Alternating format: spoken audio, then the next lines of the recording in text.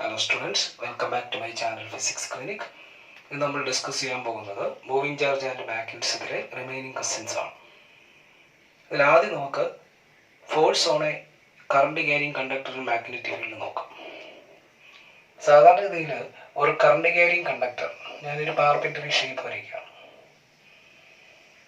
ഇതിന് നമ്മൾ uniform magnetic ഫീൽഡിൽ ക്രിയേറ്റ് ചെയ്തു. ഇവിടെ ഫീൽഡ് എല്ലാ സ്ഥലത്തും ഫീൽഡുണ്ട്. ഈ ഫീൽഡിലാണ് ഈ കണ്ടക്ടർ ഇരിക്കുന്നത്. ഇതിൻ്റെ ഒരു ചെറിയ സെഗ്മെന്റ് ലെങ്ത് എടുത്തോ, ഈ ലെങ്ത് DL എന്ന് വിളിക്കാം. ഇതിൽ കൂടെ പാസ് ചെയ്യുന്ന കറണ്ട് I എന്ന് വിളിക്കാം. അങ്ങനെയാണെങ്കിൽ ഈ ചെറിയ സെഗ്മെന്റിൽ അനുഭവപ്പെടുന്ന ഫോഴ്സ് കണ്ടുപിടിക്കാനുള്ള formula DF = I × DL cross B. അപ്പൊ ഈ കണ്ടക്ടറിന്റെ ഈ മാഗ്നറ്റിക് ഫീൽഡിൽ ഇത് X to Y എന്ന് പറയുന്ന ഇത് X മുതൽ Y വരെയുള്ള ലെങ്ത് ടോട്ടൽ അനുഭവപ്പെടുന്ന ഫോഴ്സ് കണ്ടുപിടിക്കാൻ total force F = integral DF, which is equal to integral I × DL cross vector DL cross B. ഇനി ഇന്റഗ്രൽ DLലേക്ക് വരുമ്പോൾ ഈ ഇന്റഗ്രൽ DL = L ആണ്. Vector L. ഈ വെക്ടർ എന്ന് പറഞ്ഞാൽ ഈ കണ്ടക്ടറിന്റെ ഇനീഷ്യൽ മുതൽ ഫൈനൽ വരെയുള്ള ലെങ്ത് വെക്ടർ മെത്തേഡിൽ കൺസിഡർ ചെയ്യുന്നതാണ്. ആ എഫക്റ്റീവ് ലെങ്ത് എങ്ങനെ എടുക്കാമെന്ന് ഞാൻ തൊട്ട് പിന്നെ അടുത്ത നെക്സ്റ്റ് പറയാം. അപ്പൊ എന്തായാലും ഈ രീതിയിൽ ആണ് ഫോഴ്സ് കണ്ടുപിടിക്കുന്നത്. ഇപ്പോൾ ഒരു സ്ട്രെയിറ്റ് കണ്ടക്ടർ നമ്മൾ എടുക്കാം. ഇതിന്റെ ഒരു എക്സ്റ്റേണൽ ഫീൽഡിൽ വെച്ച് ഫീൽഡ് V, ഇതിൽ കൂടെ കറണ്ട് കടന്നു പോകുന്നു. ഇതിന്റെ ലെങ്ത് L ആണെന്ന് വിചാരിച്ചു. അപ്പൊ ഇതിലെ ഫോഴ്സ് കണ്ടുപിടിക്കുമ്പോൾ force on the straight conductor in external field = I × DL എന്ന് പറയുന്ന L തന്നെ വരും. അപ്പൊ ILB ക്രോസ് B എടുക്കുമ്പോൾ സൈൻ തീറ്റ എല്ലും ബി മ്യൂച്വലി പെർപെൻഡിക്കുലർ ആയതുകൊണ്ട് ILB എന്ന് വരും. ILB is the force. ഇനി ഓക്കെ, അതവിടെ നിൽക്കട്ടെ. ഇനി ഇതിനകത്ത് ഒരു ആർബിറ്ററി ഷേപ്പുള്ള, ഇപ്പൊ ഇങ്ങനെ ഒരു ഷേപ്പുള്ള ഒരു കണ്ടക്ടറൊക്കെയാണ് ഇരിക്കുന്നെങ്കിൽ ഇതിന്റെ ലെങ്ത് എടുക്കുമ്പോൾ ഈ പാത്ത് ലെങ്ത് അല്ല എടുക്കുന്നത്, ഈ ഇനിഷ്യൽ മുതൽ ഫൈനൽ വരെയുള്ള ഈ ലെങ്ത് എടുക്കണം. ഒരു കർവ്ഡ് വയറൊക്കെ ആണെങ്കിൽ ഈ ലെങ്ത് ആണ് ഇതിന്റെ ലെങ്ത് ആയിട്ട് എടുക്കുന്നത്. ഇനി ഫോഴ്സിന്റെ ഡയറക്ഷൻ കണ്ടുപിടിക്കാൻ വേണ്ടി നമുക്ക് ഫ്ലെമിങ്സ് ലെഫ്റ്റ് ഹാൻഡ് റൂൾ അല്ലെങ്കിൽ right hand palm rule apply ചെയ്യാം. അപ്പൊ എങ്ങനെയാണ് Fleming's left hand rule apply എന്ന് നോക്കാം. Fleming's left hand rule apply ചെയ്യാൻ നമ്മളെ ലെഫ്റ്റ് ഹാൻഡിലെ ഈ 3 ഫിംഗേഴ്സ്, ഇത് തമ്പ്, ഇത് നമ്മുടെ ഫോർ ഫിംഗർ, ഇത് മിഡിൽ ഫിംഗർ, ഇങ്ങനെ മ്യൂച്വലി പെർപെൻഡിക്കുലർ ആയിട്ട് ഹോൾഡ് ചെയ്യാം. ഇനി ഇതിനകത്ത് ഈ പറയുന്ന ഫോർ ഫിംഗർ ഫീൽഡിന്റെ ഡയറക്ഷനിലേക്കും ഈ മിഡിൽ ഫിംഗർ കറണ്ടിന്റെ ഡയറക്ഷനിലേക്കും വെക്കാം. അപ്പൊ അങ്ങനെയാണെങ്കിൽ ഇതിന് പെർപെൻഡിക്കുലർ ആയിട്ട് = ഈ തമ്പ് എങ്ങോട്ടാണോ നിൽക്കുന്നത് അതായിരിക്കും ഫോഴ്സിന്റെ ഡയറക്ഷൻ. അപ്പൊ ഇവിടെ കറണ്ട് ഇങ്ങോട്ടാണ്, ഇപ്പൊ കറണ്ട് ഇങ്ങോട്ട് ഫീൽഡ് അകത്തോട്ട്, അപ്പൊ ഫോഴ്സിന് പെർപെൻഡിക്കുലർ ആയിട്ട് ഇങ്ങോട്ട് മ്യൂച്വലി പെർപെൻഡിക്കുലർ ഡയറക്ഷൻ. ഇനി ഇവിടെ തന്നെ റൈറ്റ് ഹാൻഡ് പാം റൂൾ എങ്ങനെ അപ്ലൈ ചെയ്യാന്ന് പറയാം. Right hand palm rule apply ചെയ്യുമ്പോൾ നമ്മൾ ഈ റൈറ്റ് ഹാൻഡില് ഈ ഫിംഗേഴ്സ് പാം ഇങ്ങനെ വെക്കാം. ഫീൽഡിന്റെ ഡയറക്ഷനിലേക്ക് നമ്മൾ ഈ സ്ട്രെച്ച് ചെയ്ത് വയ്ക്കുന്ന ഫിംഗേഴ്സ് വയ്ക്കണം. അപ്പൊ ഇവിടെ ഫീൽഡ് അകത്തോട്ട്, കറണ്ട് ഇങ്ങോട്ട്. അപ്പോൾ ഇതിന് നോർമൽ ആയിട്ടുള്ള ഈ ഡയറക്ഷനിലേക്ക് ഫോഴ്സ് വരും, ഈ പാമിന് നോർമൽ ആയിട്ടുള്ള. അപ്പൊ അവിടെ ലെഫ്റ്റ് ഹാൻഡ് റൂൾ നമ്മൾ അപ്ലൈ ചെയ്യുമ്പോൾ ലെഫ്റ്റ് ഹാൻഡ് റൂൾ നമ്മൾ അപ്ലൈ ചെയ്ത് കണ്ടുപിടിക്കുന്ന ഫോഴ്സിന്റെ ഡയറക്ഷൻ ആയാലും പാം റൂൾ ആകുമ്പോൾ ഇത്രയേ ഉള്ളൂ. എന്താ, റൈറ്റ് ഹാൻഡ് പാം റൂൾ, ഇവിടെ ഫീൽഡിന്റെ ഡയറക്ഷനിലേക്ക് ഈ സ്ട്രെച്ച് ചെയ്തിരിക്കുന്ന ഇങ്ങനെ വെച്ചിരിക്കുന്ന ഫിംഗേഴ്സ് വയ്ക്കുക, ഫീൽഡ് അകത്തോട്ട്, കറണ്ട് ഇങ്ങോട്ട്, take normal to the palm. ഈ രണ്ട് രീതിയിൽ ഏതെങ്കിലും രീതിയിൽ ഫോഴ്സിന്റെ ഡയറക്ഷൻ കണ്ടുപിടിക്കാം. ഇനി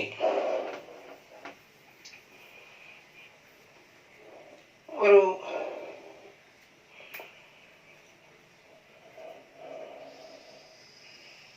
സെമി സർക്കുലർ വയർ പോലത്തെ സംഭവം അങ്ങനെ വെച്ചിരിക്കുന്നു. ഇത് X ആക്സിസ് ആണെന്ന് വിചാരിച്ചു, ഇത് Y ആക്സിസ്, X ആക്സിസ്, ഇത് Y ആക്സിസ്. ഇതിലുള്ള കറണ്ട് ഇങ്ങനെ ഫ്ലോ ചെയ്യുന്നതാണ്. ഇപ്പൊ നമ്മളിതിനെ ഫീൽഡ് ഇതിന്റെ ലെങ്ത് ഇതിനെ മാഗ്നറ്റിക് ഫോഴ്സ് കണ്ടുപിടിക്കുമ്പോൾ ആദ്യം ഇതിനെ നമ്മൾ ഇതിൻ്റെ എഫക്റ്റീവ് ലെങ്ത്, അപ്പോൾ ഇതിന് ഇക്വലൻ്റ് ആയിട്ട് നമ്മൾ എഫക്റ്റീവ് ലെങ്ത് കണ്ടുപിടിക്കുമ്പോൾ ഈ എൻഡ് മുതൽ ഇതുവരെയുള്ള ദൂരത്തിലുള്ള ഒരു സ്ട്രൈറ്റ് കണ്ടക്ടറായിട്ട് ഇതിനെ കൺവേർട്ട് ചെയ്യുന്നു. സ്ട്രൈറ്റ് കണ്ടക്ടർ അതിൻ്റെ ലെങ്ത് എത്ര വരും? 2r എന്ന് വരും. ഇതിൻ്റെ റേഡിയസ് r ആണെങ്കിൽ 2r എന്ന് വരും.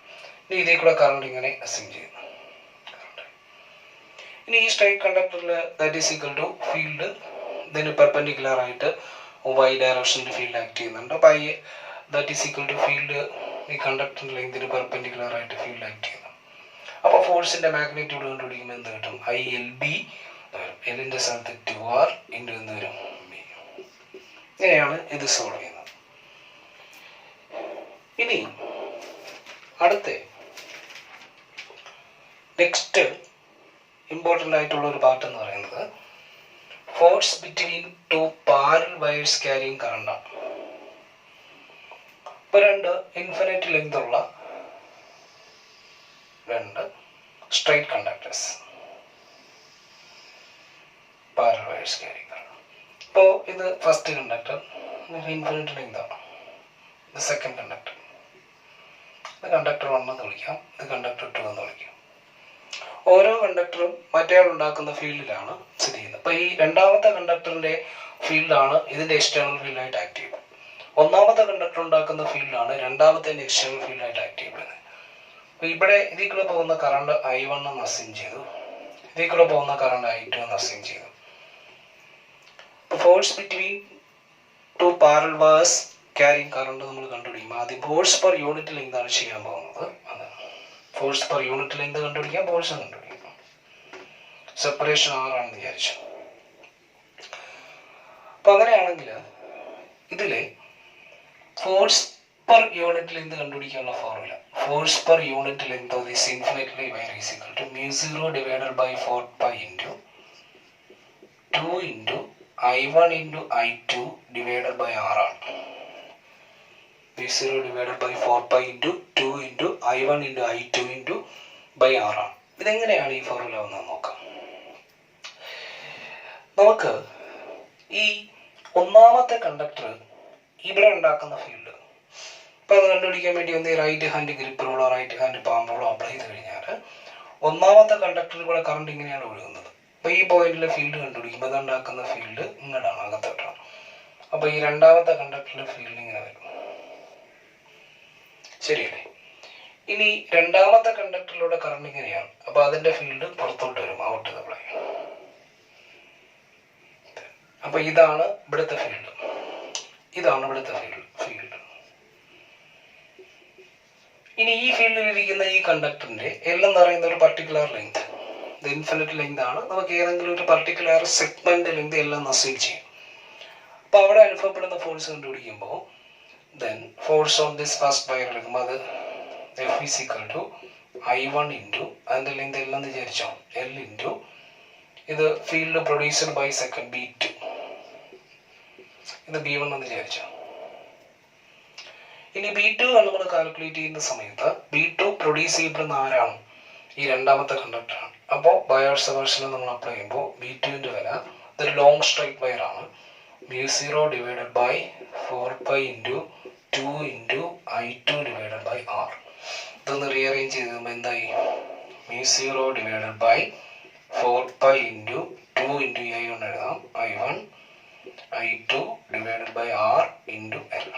Therefore force per unit length എടുക്കുമ്പോൾ μ0 by 4π into 2I1 I2 by r. Similarly തിരിച്ച് അടുത്ത ഈ I1 ഇവിടെ ഉണ്ടാക്കുന്ന ഫീൽഡ് കണ്ടുപിടിക്കുമ്പോൾ ഇതുപോലെ തന്നെ വരും.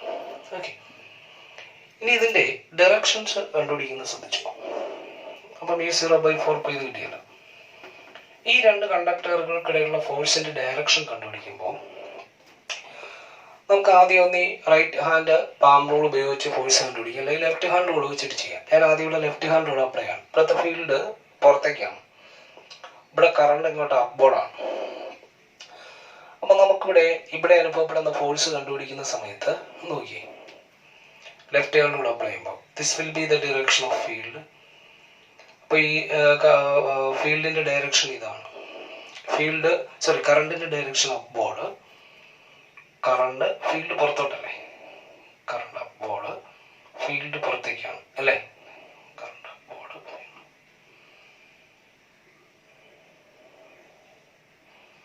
അപ്പോൾ ഫോഴ്സിന്റെ direction that is equal to ഇത് കറണ്ട് അപ്വേർഡ്, ഫീൽഡ് പുറത്തേക്ക്, ഫോഴ്സ് ഇങ്ങോട്ട് വരും. Right hand palm rule apply ചെയ്ത് കഴിഞ്ഞാൽ ഫീൽഡ് എന്ന് പറയുന്നത് പുറത്തേക്കാണ്, ഫീൽഡ് പുറത്തേക്കാണ്. കറണ്ട് എങ്ങോട്ടാണ്? ഫീൽഡ് പുറത്തേക്ക്, ഫീൽഡ് ഔട്ട്. അപ്പോൾ നമ്മളെ ഫിംഗേഴ്സിലെ ഫീൽഡ് ഔട്ടായിട്ട് ഇരിക്കുന്നത് കറണ്ട് അപ്വേർഡാണ്. നോർമൽ ടു ദ പാം അല്ലേ ഫോഴ്സ്. അപ്പോൾ ഇങ്ങനെ വരും കറണ്ട്, ഫീൽഡ് പുറത്തോട്ട്, നോർമൽ ടു ദ പാം, ഇങ്ങനെ നിൽക്കും.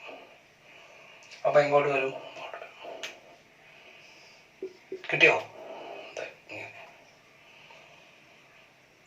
ഫീൽഡ് പുറത്തേക്ക്. അപ്പോൾ ഇത്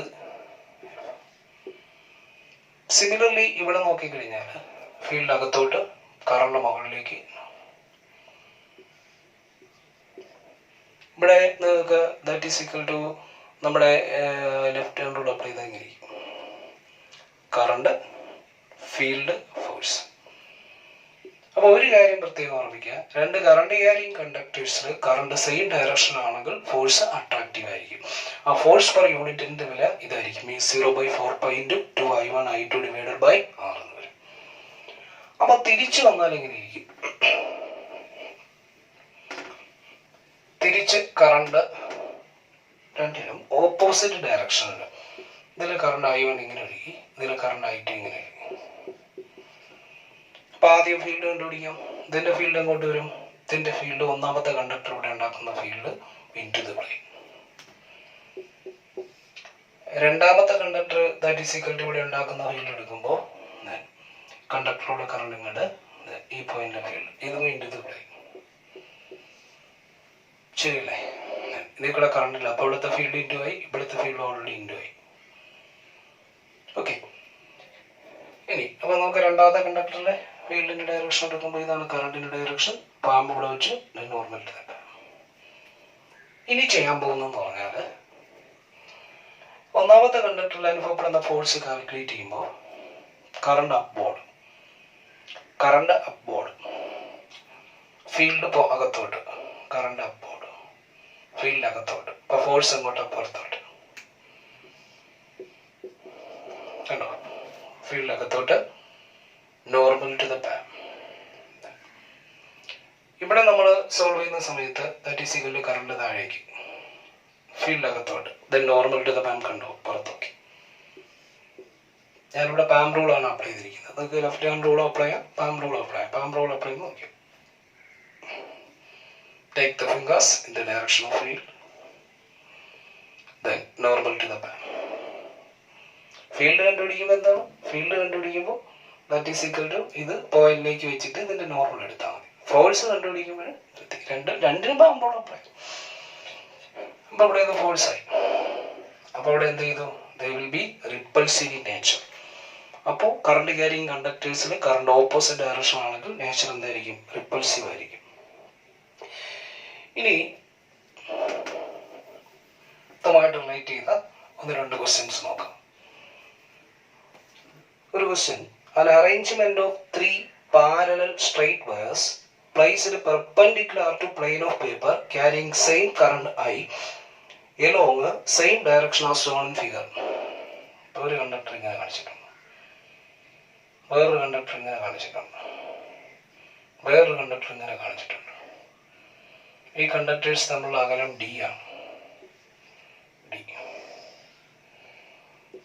തൽക്കാലം ഞാൻ A എന്ന് വിളിക്കുന്നു, ഇത് B എന്ന് വിളിക്കുന്നു, ഇത് C എന്ന് വിളിക്കുന്നു. അപ്പൊ ഈ കണ്ടക്ടേഴ്സ് എല്ലാം ഇങ്ങനെയാണ് ഇരിക്കുന്നത്. ഈ പ്ലെയിന് പെർപെൻഡിക്കുലർ ആയിട്ട് 3 കണ്ടക്ടേഴ്സ്.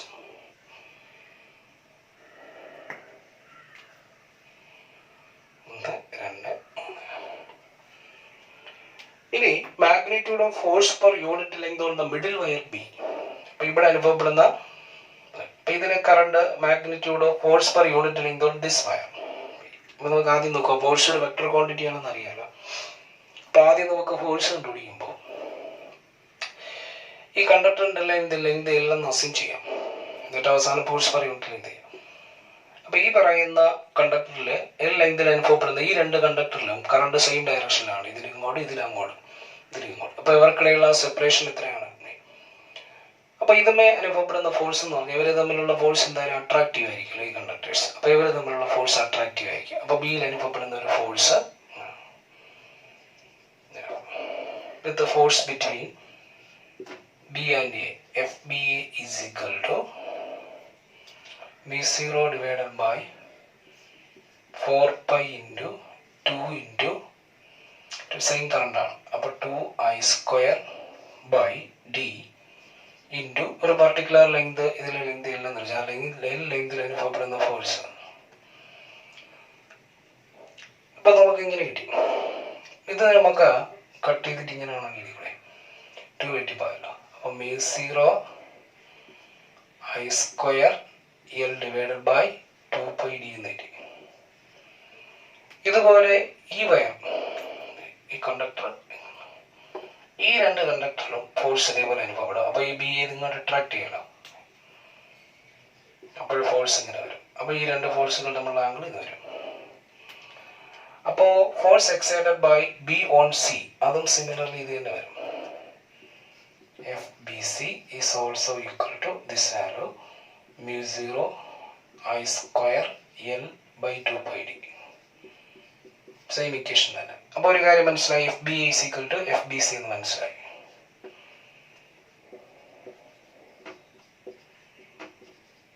ഇനി ഇത് തമ്മിലുള്ള ആംഗിൾ 90 ഡിഗ്രി ആയതുകൊണ്ട് ഈ രണ്ട് ഫോഴ്സുകളുടെയും റിസൾട്ടന്റ് ആയിരിക്കുമല്ലോ ഇത് ആക്ട് ചെയ്യപ്പെടുന്ന നെറ്റ് ഫോഴ്സ്. അപ്പോൾ F നെറ്റ് ഓൺ ബി കണ്ടുപിടിക്കുമ്പോൾ apply the law of vector algebra. F net on B is equal to root of, ഇതിനെ ഞാൻ തൽക്കാലം F1 എന്ന് വിളിക്കുകയാണ്, ഇതിനെ F2 എന്ന് വിളിക്കുകയാണ്. അപ്പോൾ root of F1 square plus F2 square.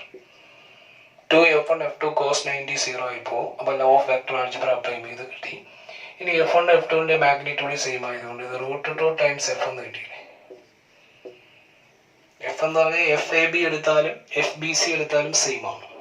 അപ്പോൾ നമുക്ക് റൂട്ട് 2 കൊണ്ട് മൾട്ടിപ്ലൈ ചെയ്ത് കഴിഞ്ഞാൽ ഇതെന്തായി? The net force is equal to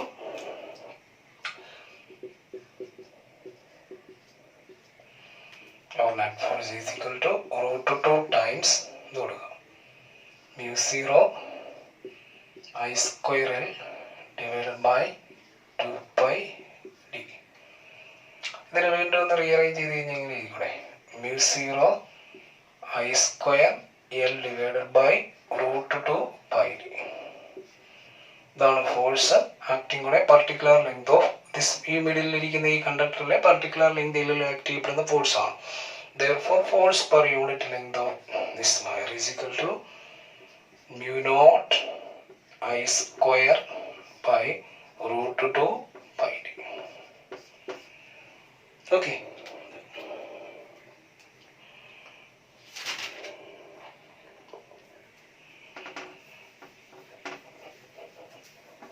അടുത്ത ക്വസ്റ്റ്യൻ എന്ന് പറയുന്നത് a square loop ABCD carrying current I is placed near and coplanar with the long straight conductor XY carrying current I.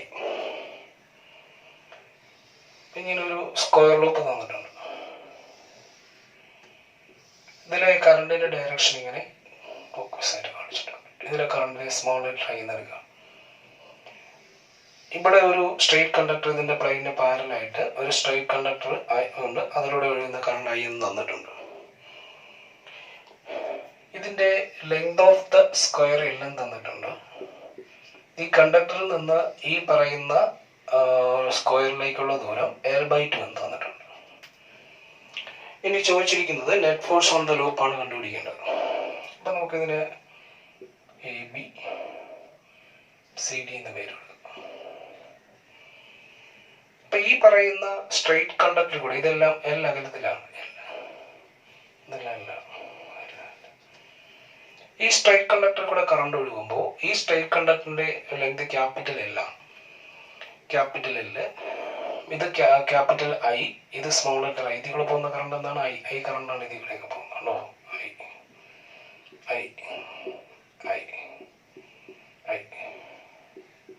ഇത് capital I. ഈ current ഇവിടെ ഉണ്ടാക്കുന്ന field കണ്ടുപിടിക്കാൻ വേണ്ടി right hand palm rule apply ചെയ്ത് കഴിഞ്ഞാൽ ഇതിൽ കറണ്ട് പോയിന്റ് ഇവിടെ വെച്ചിട്ട് നോർമൽ ടു ദ പാം എടുക്കുമ്പോൾ ഫീൽഡ് അകത്തോട്ടാണ്. ഈ ലൂപ്പ് ഇരിക്കുന്ന ഭാഗത്തെല്ലാം ഫീൽഡ് അകത്തോട്ടാണ്.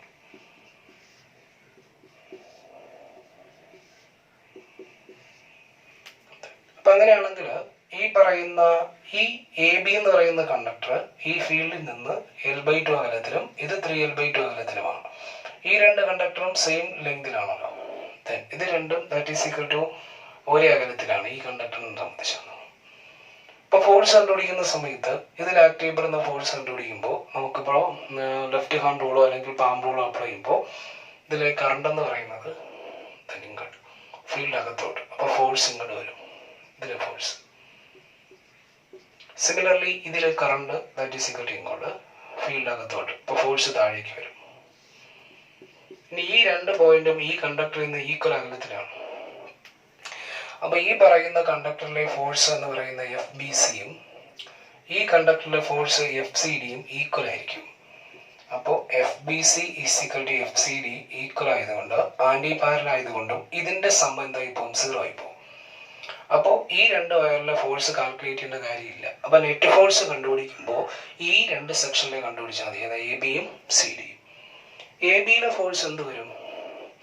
ABയിലെ ഫോഴ്സ് കാൽക്കുലേറ്റ് ചെയ്യുന്ന സമയത്ത് the force exerted by AB എന്ന് പറയുന്നത്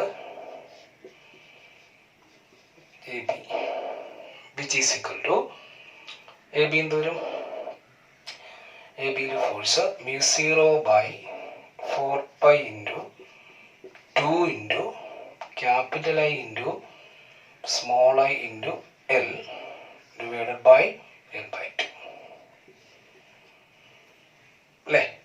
ഇതിന്റെ ഡിറക്ഷൻ എന്ന് പറയുന്നത് ഈ രണ്ട് കണ്ടക്ടറും തമ്മിലുള്ള കറണ്ട് എന്താ? സെയിം ഡയറക്ഷനിലാണ്. അപ്പൊ എന്ത് ചെയ്യും? ഇതിനെ അട്രാക്ട് ചെയ്യും. ഇപ്പൊ ഇതിനെ ഫോഴ്സ് ഞാൻ തൽക്കാലം FAB എന്ന് വിളിക്കുകയാണ്. ഇനി ഫോഴ്സ് FCD കാൽക്കുലേറ്റ് ചെയ്യുമ്പോൾ ഈ രണ്ട് കറണ്ടിലും കറണ്ട് ഓപ്പോസിറ്റ് ആണ്. അപ്പൊ ഇതെന്ത് റിപ്പൽ ചെയ്യും? ഇനി force excited on CD FCD μ0 divided by 4 pi into 2 into capital I small I L divided by എന്ത് കിട്ടും? ഈ ഡിസ്റ്റൻസ് ഈ എല്ലും ഇതും കൂടെ കൂട്ടുമ്പോൾ 3L/2 ആണ്. ഇനി ഈ രണ്ട് കണ്ടക്ടറിലെയും കൂടെ ഫോഴ്സ് എടുക്കുമ്പോൾ these two are anti-parallel. അതിൽ തന്നെ നമ്മളിവിടെ നോക്കിക്കഴിഞ്ഞാൽ ഇവിടെ L/2 ബാക്കിയെല്ലാം സെയിം ആണ്. അപ്പൊ എന്തായാലും FAB > എന്തായിരിക്കും? FCD ആയിരിക്കും. അപ്പൊ നെറ്റ് ഫോഴ്സ് എടുക്കുമ്പോൾ ഇത് രണ്ട് ആന്റി പാരലൽ ആയതുകൊണ്ട് വലുതിൽ നിന്ന് ചെറുത് കുറയ്ക്കുക, ഇത് ക്യാൻസൽ ആകത്തില്ല. അപ്പൊ net force is equal to FAB minus FCD. Therefore FNet is equal to FAB minus FCD. Resultant force. ഇത് കാൽക്കുലേറ്റ് ചെയ്യുമ്പോൾ ഇത് റീഅറേഞ്ച് ചെയ്ത് നമുക്ക് സോൾവ് ചെയ്തെടുത്താൽ ഇവിടെ ഇതിനെ ഒന്ന് സോൾവ് ചെയ്ത് കഴിഞ്ഞാൽ എന്താ കിട്ടി? μ0 ഡിവൈഡ് മുകളിൽ വരുമല്ലോ. അപ്പം μ0 into 4 into IIL/4 pi. ഇത് എത്ര കിട്ടും? ഈ 4ഉം 4ഉം പറ്റിയല്ലോ. അപ്പോൾ FABയുടെ വില എത്ര കിട്ടി? FAB is equal to μ0 capital I small I L divided by pi. ഇതുപോലെ ഇത് മുകളിൽ വരുമ്പോൾ ഇത് 2 4 ആയില്ലേ? അപ്പോൾ μ0 into 4 into I into L divided by 4 pi into 3L. ഇവിടെ ഒരു എല്ലൂടെ ഉണ്ട് കേട്ടോ, എല്ലും കട്ടായി. അപ്പോൾ μ0 II/pi. അടുത്ത ഇതെന്ത് വരും? എൻ്റെ ഇവിടെ ഒരു 3 ഇല്ലേ? 3L. ഈ എല്ലാം കട്ടായി. അപ്പോൾ എത്ര കിട്ടും? FCD is equal to 4ഉം 4ഉം പോയി. എത്ര? μ0 II/3pi. ഇനി നെറ്റ് ഫോഴ്സ് എടുക്കുമ്പോൾ FNet is equal to FNet on loop is equal to FAB minus FCD. അതവിടെ എഴുതിയിട്ടുണ്ട്, സോറി. അപ്പോൾ എഫ് നെറ്റ് എത്ര കിട്ടി? കോമൺ ആയിട്ടുള്ള ടൈമിൽ പുറത്തെടുക്കുക. F net is equal to μ0 II by pi പുറത്തെടുക്കുക. Is equal to 1 - 1/3. അപ്പോൾ എത്ര കിട്ടും? 2/3 μ0 II by പൈ. ഇത് ഫോഴ്സ് തന്നെയാണ്, എൻ്റെ ലെങ്ത് കട്ടായി പോകുന്നു. അപ്പോൾ ഇവിടെ ഒരു എല്ലിൻ്റെ ടൈമെന്ന് വരത്തില്ല കേട്ടോ, കാരണം അത് നേരത്തെ ആ സൈഡ് ലെങ്തുമായിട്ട് കട്ടായി പോകും. അപ്പോൾ അത് ശ്രദ്ധിക്കുക. ഓപ്ഷൻ നോക്കിയിട്ട് ഈ ലെങ്തിൻ്റെ ടൈമുള്ള ഓപ്ഷനൊക്കെ ഉണ്ടായിരുന്നു. അപ്പോൾ നമ്മൾ ഇക്വേഷനോടെ കട്ട് ചെയ്യുമ്പോൾ ഇത് പോകും, അത് ശ്രദ്ധിച്ചോ. ഓക്കെ,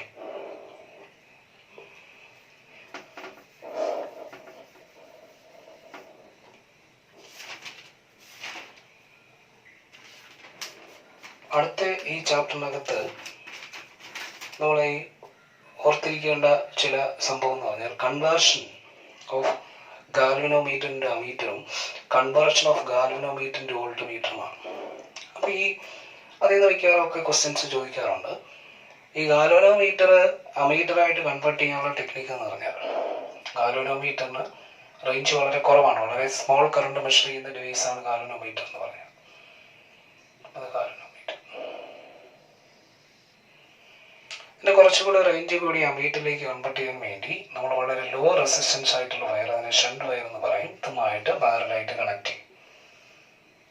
ഇത് ഷണ്ട് വയർ. ഇനി ഇതിലേക്കൂടെ വരുന്ന മെയിൻ കറണ്ട് I എന്നെടുക്കാം, ഗാൽവനോമീറ്റർ കറണ്ട് IG എന്നെടുക്കാം, ദെൻ ഇതിൽ കൂടെ വരുന്ന കറണ്ട് I - IG എന്നെടുക്കാം. ഇനി ഈ ഡിവൈസിനെ സംബന്ധിച്ചിടത്തോളം ഷണ്ട് പാരലായിട്ട് കണക്ട് ചെയ്ത് കഴിഞ്ഞാൽ ഗാൽവനോമീറ്റർ കുറച്ചുകൂടെ റേഞ്ച് കൂടി അമീറ്ററിലേക്ക് മാറും. അപ്പം നമുക്ക് ഇതിൻ്റെ ഈ രണ്ട് പോയിന്റിലെയും വോൾട്ടേജ് ഡ്രോപ്പ് ഇക്വേറ്റ് ചെയ്ത് കഴിഞ്ഞാൽ voltage drop across the galvanometer IG × G is equal to ഷണ്ടിന് അക്രോസ് ആയിട്ടുള്ള വോൾട്ടേജ് ഡ്രോപ്പ് I - IG × എന്തെന്ന് എഴുതാം, എസ് എന്ന് എഴുതാം. അപ്പം അങ്ങനെയാണെങ്കിൽ നമുക്ക് ഈ ഷണ്ടിൻ്റെ റെസിസ്റ്റൻസ് കണ്ടുപിടിക്കാൻ IG × G ഡിവൈഡഡ് ബൈ എന്തെഴുതാൽ മതി, I - IG. ഈ ഫോർമുല വെച്ചിട്ട് നമുക്ക് ഷണ്ട് വയർ കാൽക്കുലേറ്റ് ചെയ്യാം. ഒരു എക്സാമ്പിൾ നോക്കിയോ, ഇതിനെ ബേസ് ചെയ്തുള്ള question. A galvanometer having coil resistance of 60 ohm. അപ്പോൾ ഗാൽവനോമീറ്റർ കോയിലിൻ്റെ റെസിസ്റ്റൻസ് 60 ohm. അപ്പോൾ ക്യാപിറ്റൽ T 60 ohm.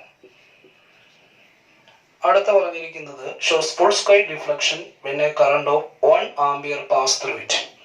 ഇപ്പോൾ 1 ആംപിയർ കറണ്ട് കടന്നു പോകുമ്പോൾ ഫുൾ സ്കെയിൽ ഡിഫ്ലക്ഷൻ കാണിക്കുക എന്ന് വെച്ചാൽ അത് ഗാൽവനോമീറ്റർ കറണ്ടാണ്. അപ്പോൾ ഗാൽവനോമീറ്റർ കറണ്ട് 1 ആംപിയർ.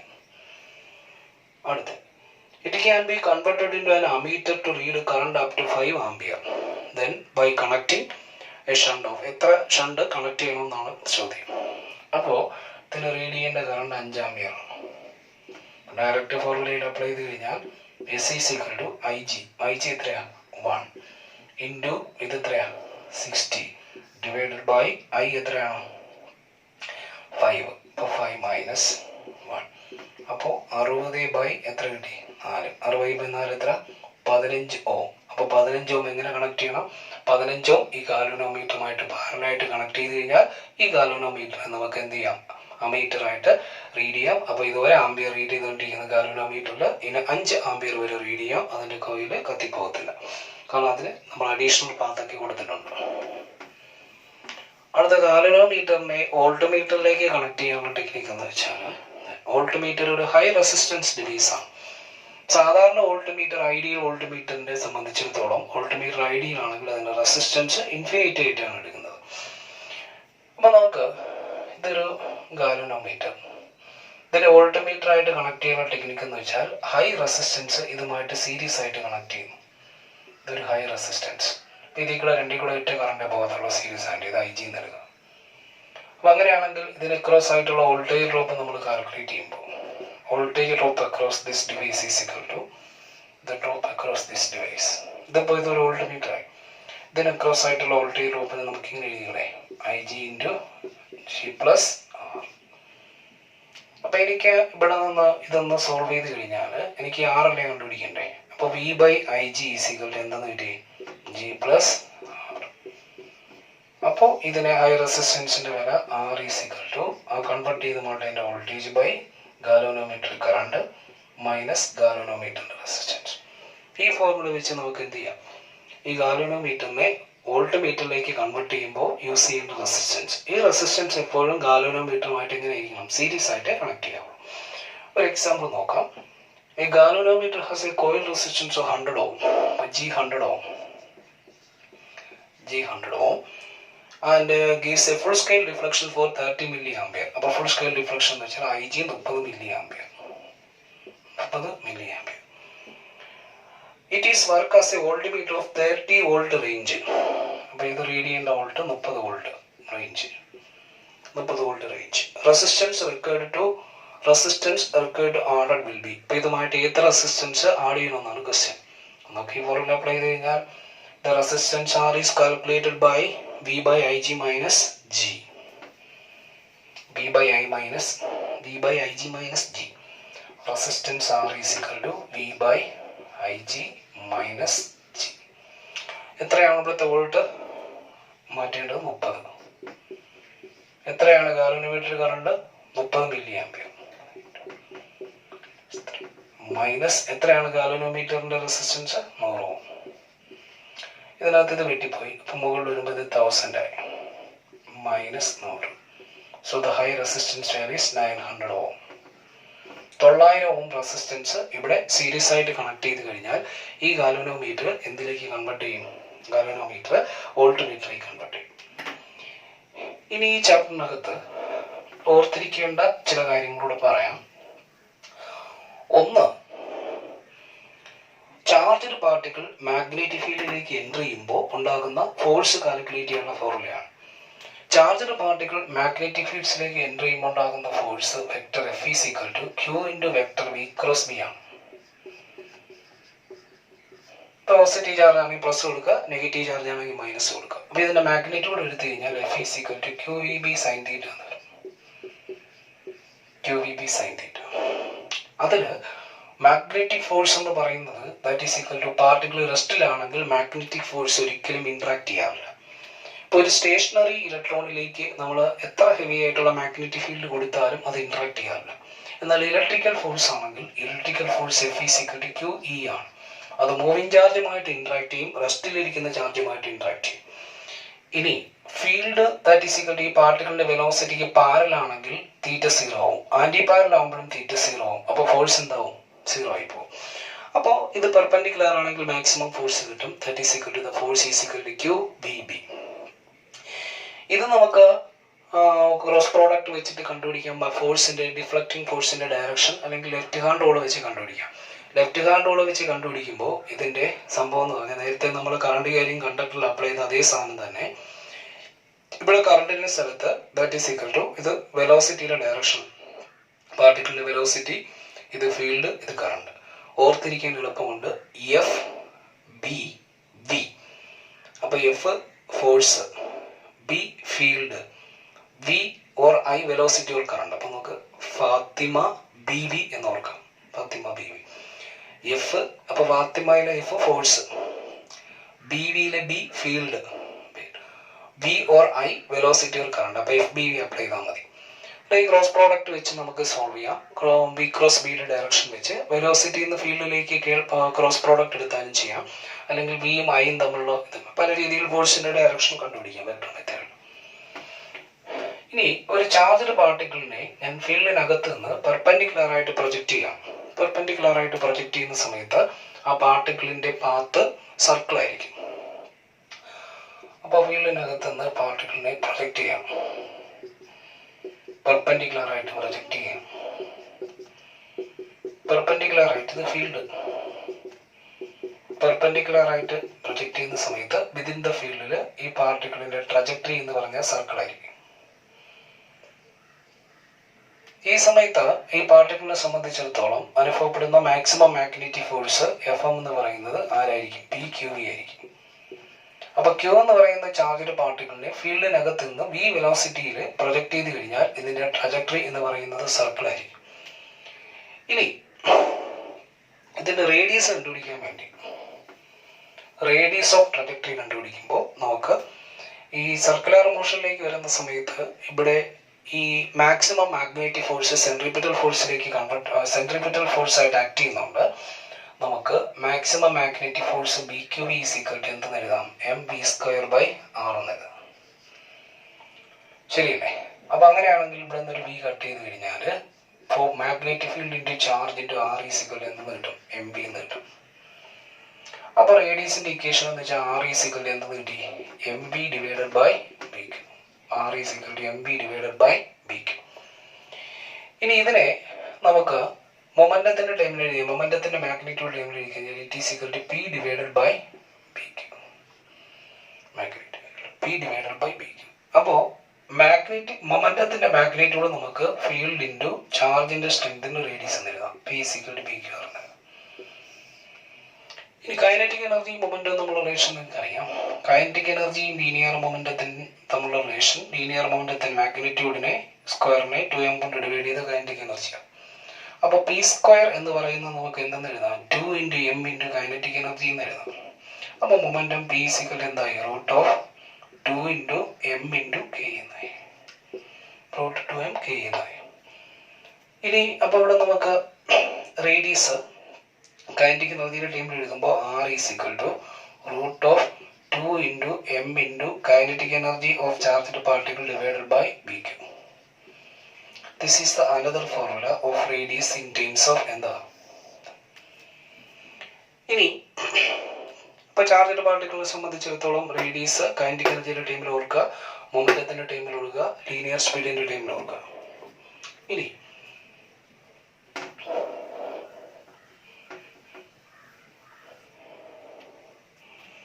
ഈ ചാർജ്ഡ് പാർട്ടിക്കിളിന് റിവോൾവ് ചെയ്ത് എടുക്കാനുള്ള ടൈം പീരീഡ് എന്ന് പറഞ്ഞാൽ time is equal to time taken to revolve എന്ന് വെച്ചാൽ 2πm/bq ആണ്.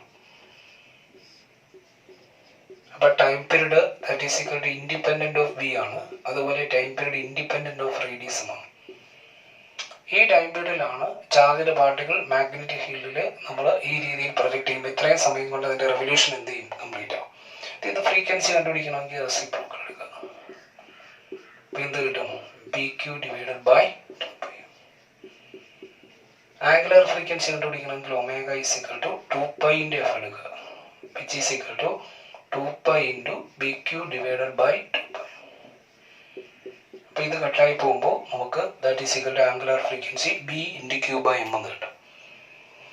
ഇനി അടുത്ത ഓർത്ത് വയ്ക്കേണ്ട സംഭവം എന്ന് പറഞ്ഞാൽ ചാർജ്ഡ് പാർട്ടിക്കിളിനെ നമ്മൾ ഫീൽഡിന് പെർപെൻഡിക്കുലർ ആയിട്ട് പ്രൊജക്ട് ചെയ്യുമ്പോൾ, ഫീൽഡിൽ നിന്ന് പ്രൊജക്ട് ചെയ്യുമ്പോൾ പാത്ത് സർക്കിൾ ആണെങ്കിൽ ഫീൽഡിൽ നിന്ന് ഒരു മേക്കിംഗ് ആൻ ആംഗിൾ തീറ്റ, ആ തീറ്റ 90 ഡിഗ്രി അല്ല 180 ഡിഗ്രി അല്ല, ഇത് അതർ ആംഗിൾ ആണ്. അങ്ങനെ പ്രൊജക്ട് ചെയ്ത് കഴിഞ്ഞാൽ ഇപ്പോൾ ഈ പാർട്ടിക്കിളിനെ സംബന്ധിച്ച് ഇത് ഫീൽഡാണെന്ന് വിചാരിച്ചു.